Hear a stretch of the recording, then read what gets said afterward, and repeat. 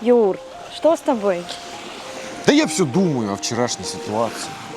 Ну не встал и не встал. Ну с кем не бывает. Ну а что если это... Что если это все? Мне пора уходить из большого секса. Зачастую причиной отсутствия эрекции может стать усталость, стресс, да и просто отсутствие желания заниматься сексом здесь и сейчас. Если это не носит системный характер, нет повода для беспокойства. И главное, не стоит на этом концентрироваться и переживать. И что, ты не сомневаешься в моей мужской силе? Ну, конечно, нет. Попробуем в следующий раз, когда у тебя будет нужный настрой. 2 hours later.